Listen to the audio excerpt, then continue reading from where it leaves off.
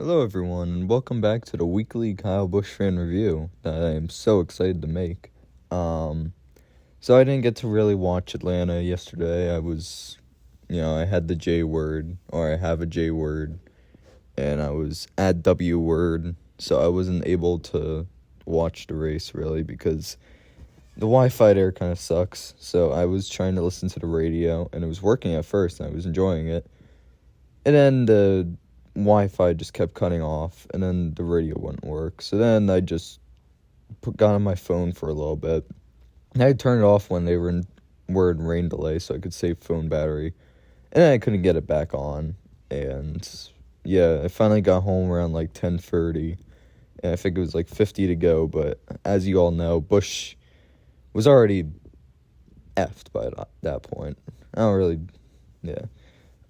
He was already basically gone because there was a massive wreck, and it's more of just being unlucky because there was a massive wreck, and he was almost through it, and I think it was Josh Berry came down and just killed him. So, it's not really Josh Berry's fault. He was just part of the accident. So, yeah, it sucks. I was really hoping for a bunch of big wrecks at the end so he could muster like some stupid ass like good finish, but that didn't happen. He finished 21st, one position worse than last week. Yeah, it sucks to be a Busch fan right now. It really does. Other than Michigan earlier this month, it's been a really bad month for him. Yeah, because Mexico really should have been in the top 10 or better, and he, wrecks because of the rain and all that. And then Pocono, RCR just didn't know what the hell they were doing. As President Donald Trump would say, they didn't know what the fuck they were doing. So Pocono, but he somehow came back and mustered a good finish. I got to meet Busch at Pocono, so I'm still really happy about that. And then Atlanta, where he really should have been a top car, and I think if he wasn't wrecked, because what happened was with the wreck, his entire drag and all of that was killed. So, like, on the restarts, he would stay around, like, the back of the pack, and then as laps would go on, he would just fall. So it sucked. I was getting really, really annoyed watching it, because, yeah. He's minus 72 below the cut line now.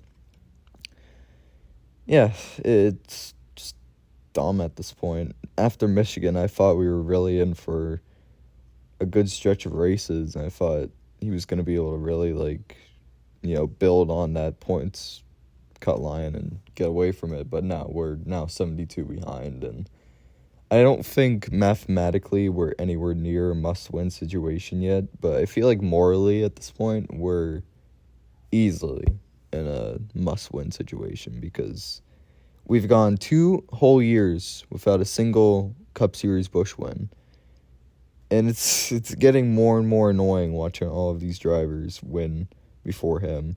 44 race winless streak. Yeah, try like an 80 race winless streak or whatever the hell it is at this point.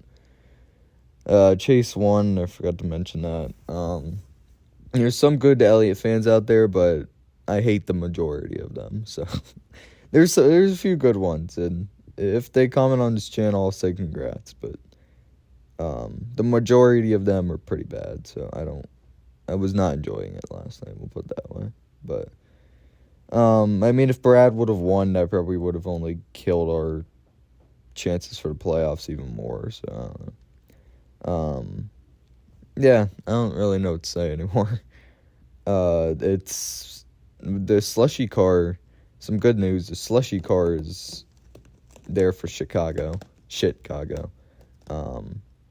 So that'll be fun to watch at least. He probably won't be fun to actually watch race, but it'll be fun to watch the car. It's Chicago, and then Sonoma, and then Dover, and then I think it's Indy.